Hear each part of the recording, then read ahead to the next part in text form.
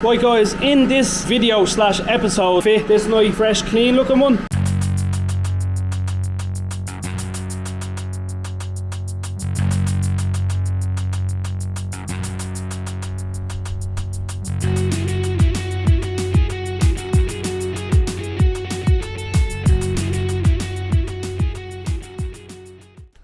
Hey beautiful.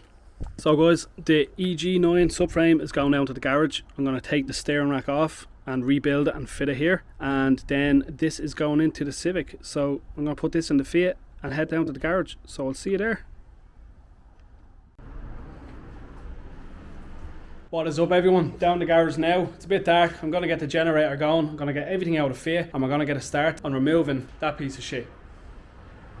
Right guys, in this video slash episode, I want to get this subframe fully built. We need to get this one out, get the steering rack off, fit it onto that subframe and those bottom arms, as I don't have bottom arms on that subframe over there, so we're going to reuse these ones. They all have good bushes with new bushes in them as they were only done. So we're going to take this old crap and fit this nice fresh clean looking one and get it all bolted on with the K20 mount on it with the steering rack, and we're going to put this on the steering rack, new bush set, and then I'll keep these for a later date because I do want to get the arms. I think they're extenders or the actual bars that turn the steering. I want to get the inners and new outers of those, and then we're going to fit these new boots.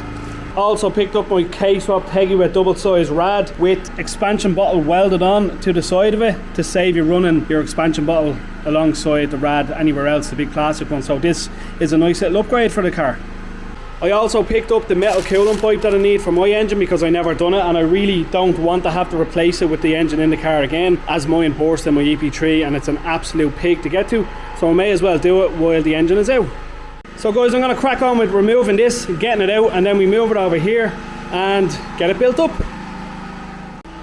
Right guys, halfway through doing this, realised this subframe is missing a bolt hole. Not a bolt hole, it's actually the threads inside the hole, and you can't actually get near it to put a nut in it. So I took everything from this subframe and transferred it back over onto this subframe. So now this has the good bottom arms either side, the full anti-roll bar, and I've removed all the lines for the power steering, so that's ready to go. Yeah, we're mostly there. I'm just going to take this mount off and then I'm going to crack on and put on the Kswap mount there.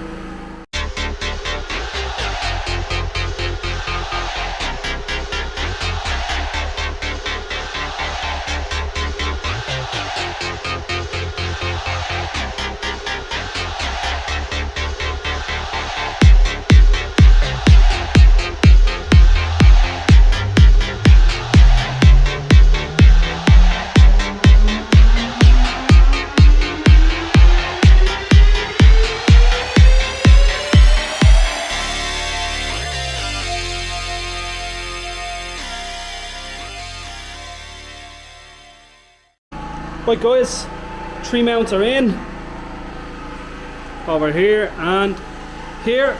So now what I'm going to do is I'm going to grab the coolant pipe that's over there and stick it on the engine.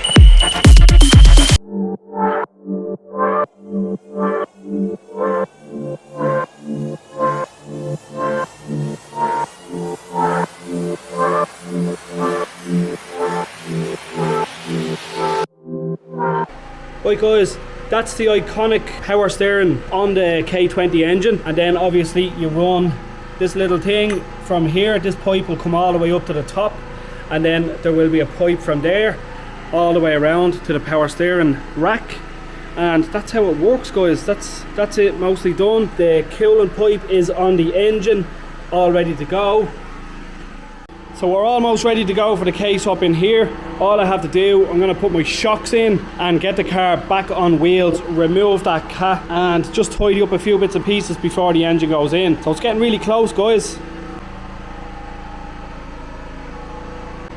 Right guys, that's the engine 99% buttoned up. I just need to sort out the A-end fitting for that, for the steering rack side and this side as well. Get it sorted, get pipes and stuff made. All the pulleys are good, there's no movement in any of them, they're all solid. That's a new one that I got with the other power steering kit, and it's perfect, absolutely perfect. Everything else on the engine is good, the loom is ready. I have a full service kit there for the engine, will be getting done when it's in the car. I have the sump to put on, but that'll be done when it's in the car also. We have all the K-Swap mounts in, as you can see. This one just slots on, bolts in. We were going to weld them in, but Aaron realised they're actually pretty strong the way they are. I'm also going to drill this hole here and put another bolt through as well, which will make it even stronger. We have the back mount on there, nice and solid, perfect, ready to go. And then this mount gets bolted onto the engine. So the next thing to go in will be the radiator, but my brother has a drill, so I'll have to come back down another day as I am in work tomorrow, and we're going to drill out all these mounts down here, and then we're going to weld in 2 of them mounts. We're going to move them. So I'm going to reuse the stock mounts here, these 2, that one and that one over there. So that one's going to get moved in a bit, and then this one is going to get moved over here as the rad. As you can see, it's pretty extensive, it's pretty big, and it's going to be awesome. So guys, I'm going to love you and leave you there. Been real. Thanks for watching the videos. If you're not subscribed, don't forget smash that subscribe button, give the video a like, follow along, and smash that bell notification to keep up to date with the K20 build. Also, to fund this project and the next projects that I do want to do, the Mini will be sold unfortunately. I'm going to raffle the Mini. I'm going to do it at 150 tickets at €100 a ticket. I'm going to do 3 prizes, so yeah, I'm going to get the money's worth out of it. I'm going to get my money back for the car, plus enough money to buy another car and to do an awesome build, which will be an awesome build.